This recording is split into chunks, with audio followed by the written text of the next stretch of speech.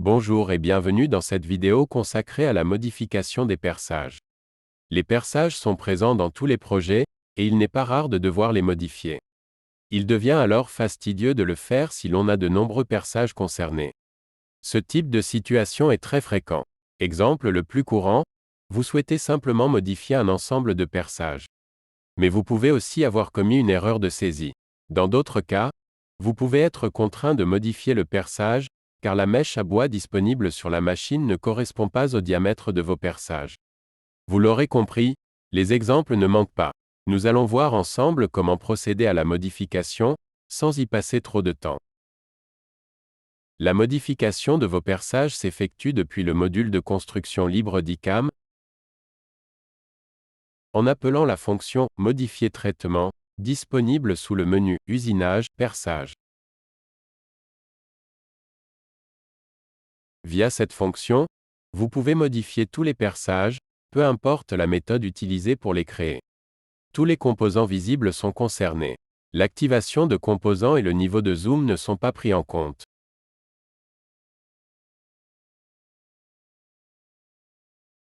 Toutefois, avec Dietrich, vous avez la possibilité de créer des perçages généraux ou perpendiculaires.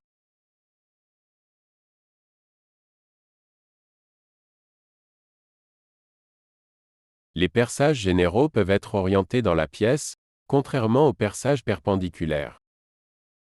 Pour cette raison, la modification de ces deux types de perçages ne peut pas se faire de manière simultanée. Le premier perçage sélectionné déterminera le type de perçage qui pourront ensuite être sélectionnés. Après avoir appelé la fonction, vous devez donc sélectionner les perçages à modifier. Les outils de sélection habituels, présents dans tout le logiciel, vous sont proposés. Prenons par exemple la sélection par cadre, avec la touche « C ». Seuls les perçages perpendiculaires ont été sélectionnés. Comme vous pouvez le voir dans l'entête de la boîte de dialogue, le nombre de perçages sélectionnés est indiqué. Voilà pour vous une bonne manière de vérifier si la sélection est cohérente.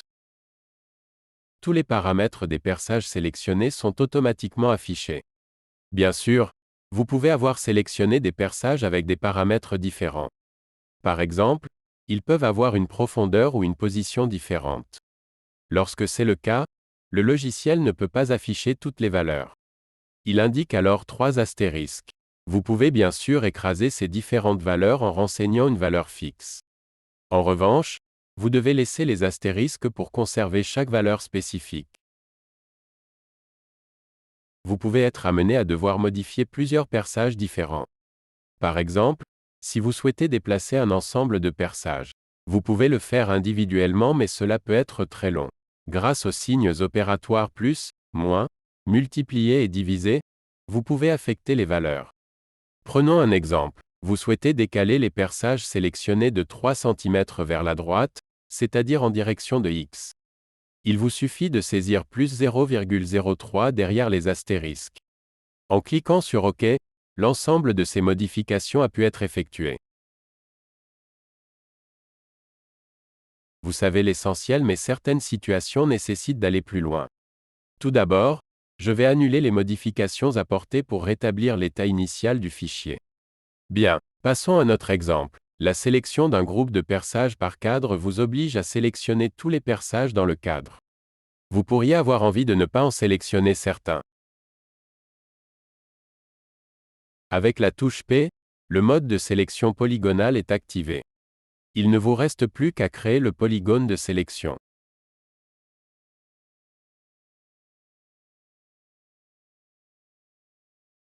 Ainsi, seuls les perçages contenus dans ce polygone ont été sélectionnés.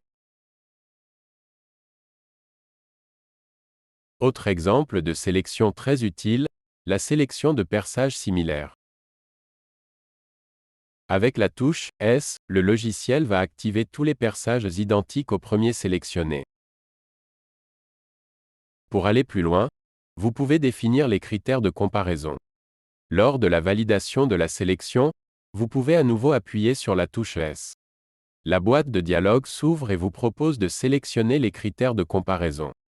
Les critères pris en compte sont en vert. Dans notre cas, il s'agit uniquement du diamètre. Les champs en rouge sont ignorés. Par exemple, vous pouvez avoir envie de sélectionner tous les perçages traversants situés à 22 cm en direction de Y. Pour cela, rien de plus simple, cliquez sur le champ correspondant pour changer leur statut.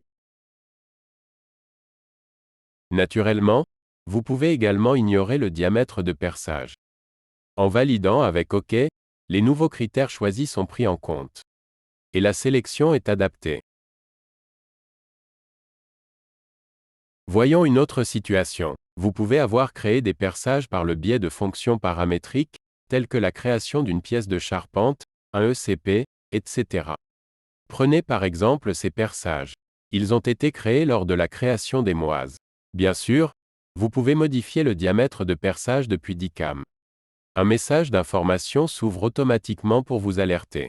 Si vous effectuez un nouveau calcul avec la fonction correspondante ou si vous modifiez ces pièces, les modifications apportées seront supprimées.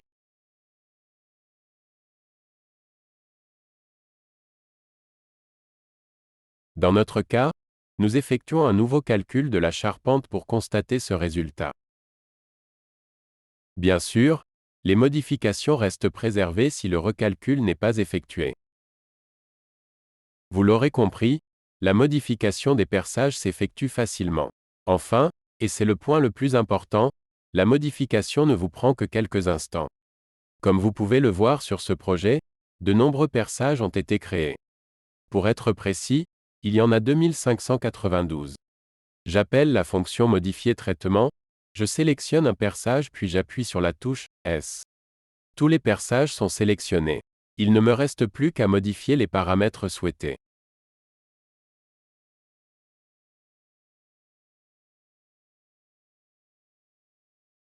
Je valide. Et voilà, c'est terminé. J'espère que ces informations vous seront utiles pour vos projets. Je vous remercie pour votre visionnage. À bientôt pour d'autres vidéos.